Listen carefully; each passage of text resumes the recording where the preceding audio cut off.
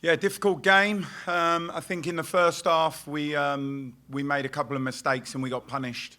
I think the game was a little bit too stretched in the first half. The second half we adjusted a few things, and I think you see from the second half we asked for a response. We got a response. We just couldn't find the back of the net. Copy. Thank you for that. We'll go ahead and go to Zoom with Theo. Theo, go ahead. Hey, Ricky. Unlucky tonight. I know it's the $1 million question, but why do you think you couldn't find the back of the net? 29 shots, big XG, lots to like about that performance, but is that just football?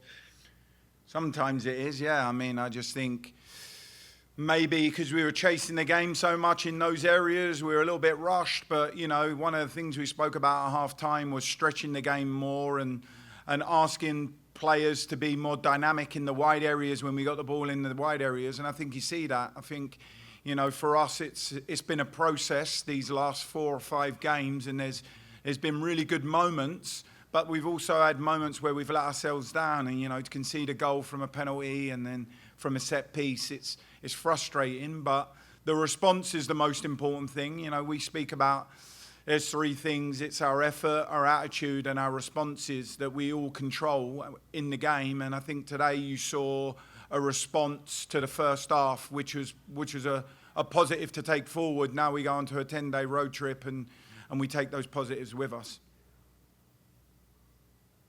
In terms of getting players back, it felt really like the juice was growing through the game with being able to bring Ramona and Tarsi off the bench. Did you feel like that the players were responding well to maybe having more players available too?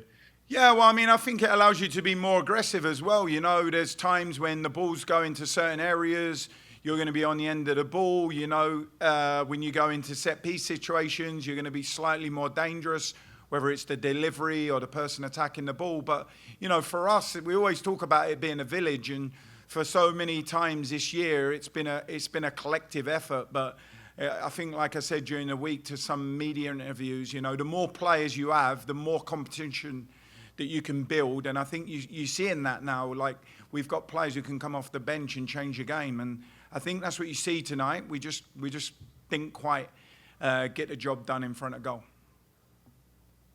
Final question for me. Just tonight did confirm the playoffs are off the table for Houston. Did that have an effect at all on the team, or has that just maybe not been something that's been part of the messages this week?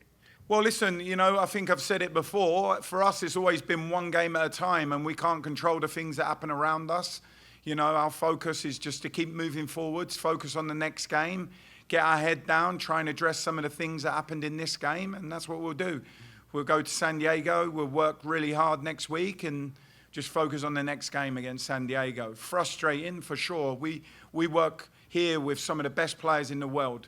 Like, let's make sure we have that really clear. We've got some unbelievable players in this building. So I would imagine that's difficult and that hurts them, but we also have a job to do, and we have to keep moving forwards, and we have to play for these last 3 games. And I think that's something they're going to do, I think we asked for a response at halftime today, and we got that. That shows that the players care, they play for the badge, and that we're all in this together.